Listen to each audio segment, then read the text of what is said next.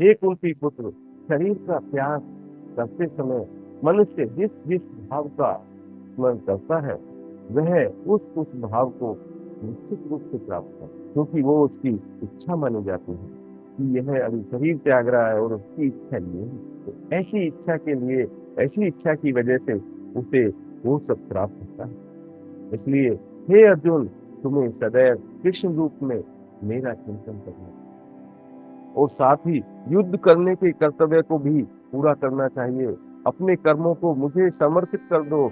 अपने मन और बुद्धि को मुझ में स्थिर करके तुम निश्चित रूप से मुझे प्राप्त कर सको। हे अर्जुन, तुम सदैव कृष्ण रूप में मेरा चिंतन करो, कृष्ण रूप में मुझे याद करो और उसके साथ साथ अपना कर्म मत भूलो। अपने कर्तव्य पर डटे रहो। अब अब तुम्हारा धर्म क्या है, उसके हिसाब से तुम्हारा कर्तव्य क्या है। तुम एक योद्धा हो, तुम एक भारत भाषी हो, महाबाहु हो। तुम अपने कर्मों को मुझे समर्पित कर दो। इतना मत सोचो, ऐसे शोक में मत पड़ो जिसे करने का कोई भी लाभ हानि कुछ भी नहीं है। वो शोक करने लायक नहीं है। वो मरने के बाद भी जीवात्मा नहीं मिलती है। ये शरीर को छोड़ना है, आज भी छोड़ना है। जिसका शुरुआत है उसका अंत है। और जीवात्मा का ना शुरू है ना अंत है। वो नहीं मरता है, वो अविनाशी है, निराकारी है, अजन्मा है। वो जीवात्मा है। हमें उस जीवात्मा की शुद्धि के लिए कर्म करने चाहिए। इस शरीर की इंद्रिय तृप्ति के लिए नहीं। और इस शरीर का शोक क्यों? वो न पहले से शोक करने लायक थे, न अभी शोक करने लायक है और न शोक करने लायक रहेंगे। तुम पहले भी थे, तुम आज भी हो और तुम आगे भी रहो। अपने कर्मों को मुझे समर्पित करके, अपने मन और बुद्धि को मुझ में स्थिर करके तुम निश्चित रूप से मुझे ही प्राप्त कर सको।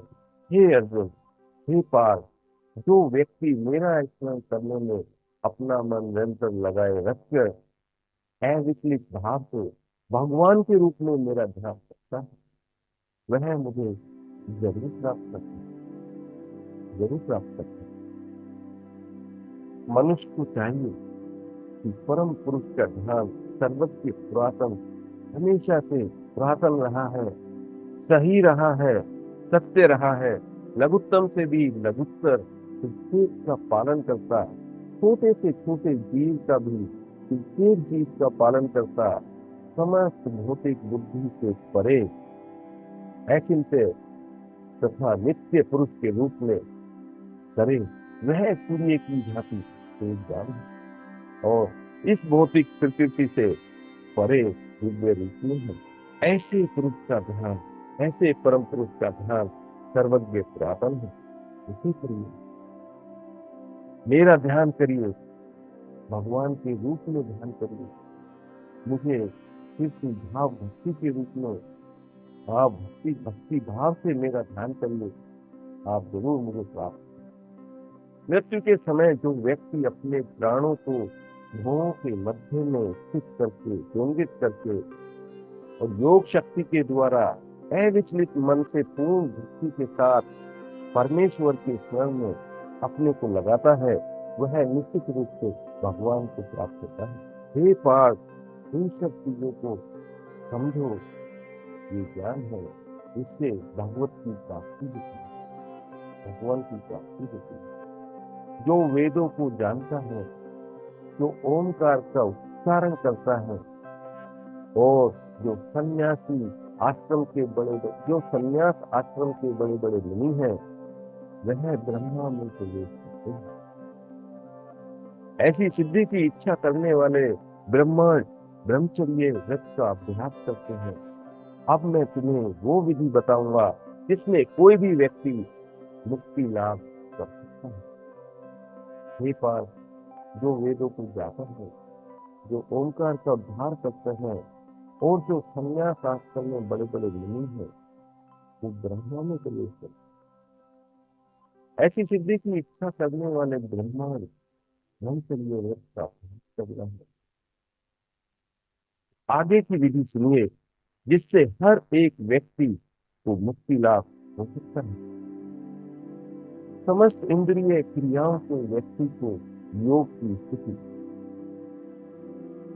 समस्त इंद्रिय क्रियाओं से व्यक्ति को, जो भी इंद्रिय की क्रियाएं हैं, जो भी इंद्रिय के कार्य हैं, इंद्रिय तृप्ति है, उनसे व्यक्ति को योग स्थिति, इंद्रिय तृप्ति से परे इंद्रिय को वश में करके व्यक्ति को योग की स्थिति, योग धारण कहा जाता है। इंद्रियों की समस्त द्वारों को बंद करके तथा मन को हृदय में प्राण वायु को सर पर केंद्रित करके मनुष्य अपने को योग में स्थापित करता है।